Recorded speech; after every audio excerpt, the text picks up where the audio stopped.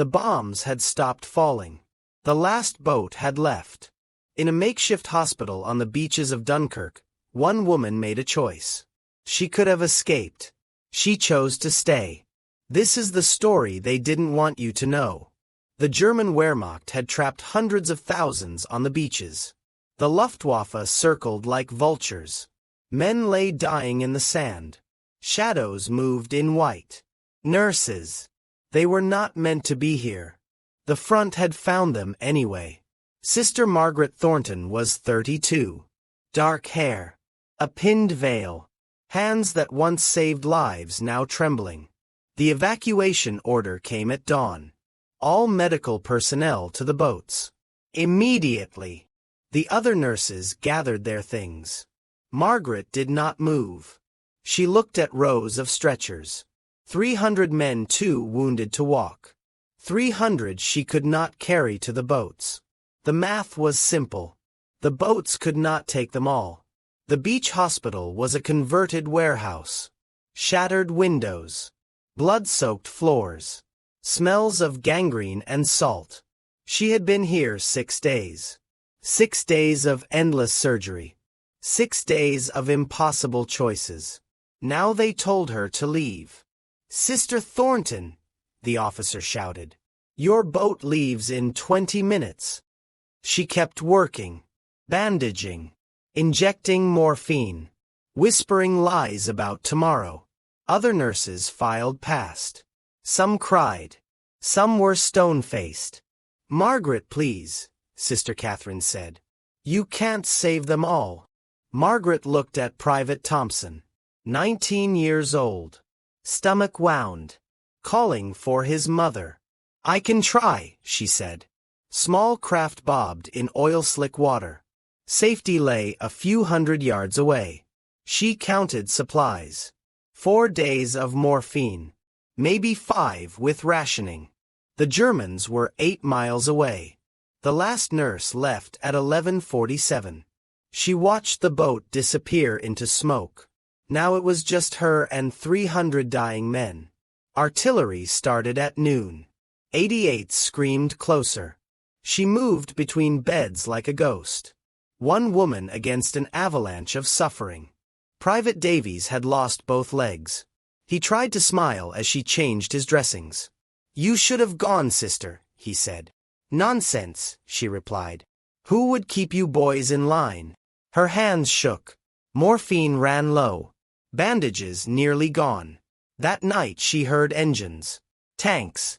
Still distant, but coming. She lit candles when darkness fell. Power had been cut 2 days ago. In flickering light the ward became a painting of hell.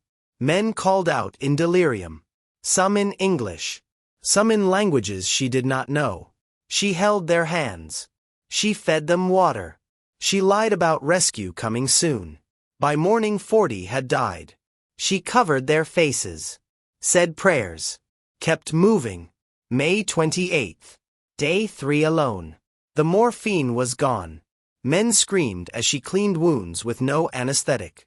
She hummed hymns to drown the sound. Her voice cracked. She hummed anyway.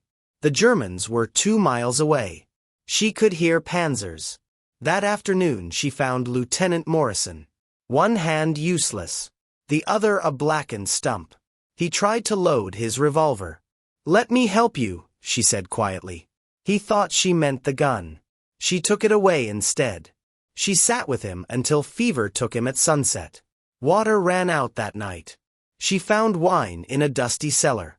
They drank Bordeaux from tin cups. They tried to pretend it helped. Private Thompson stopped calling for his mother. In the dark she heard boots. Many boots. Getting closer. May 29th. Dawn. They came through the door like wolves. Wehrmacht. Young faces made hard by war. Rifles raised. They stopped. One woman. Surrounded by dying enemies. Still working. Still moving between the beds. The officer spoke English. "You are a prisoner," he said. "I am a nurse," she answered. He looked around the ward. At hopeless cases she had refused to abandon. "These men," he said. "They cannot be moved. "I know," she replied. She did not argue. She knelt by Corporal Williams and kept changing his dressing. The German officer watched. Then he lowered his weapon. The Wehrmacht set up a field hospital around her. German doctors worked by her side. They brought morphine, antibiotics, clean bandages.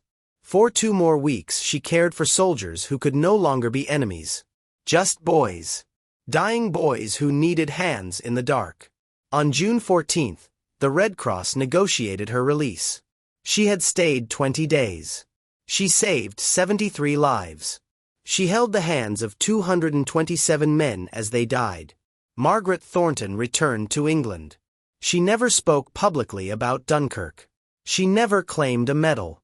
The German officer wrote in his report, "We found an angel in hell." After the war, flowers appeared on her doorstep every May 29th.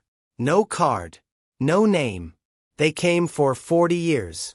She died in 1981. At her funeral, an elderly man sat in the back. German accent. Missing his left arm. He left a single white rose on her grave. A note read, "To the nurse who stayed."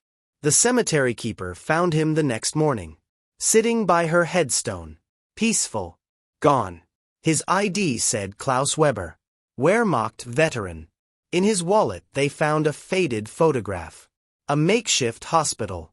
A nurse holding the hand of a German soldier with a shattered arm. Some choices echo through eternity. Some ghosts refuse to leave. If you listen, on the winds over Dunkirk, you can still hear her humming hymns in the darkness.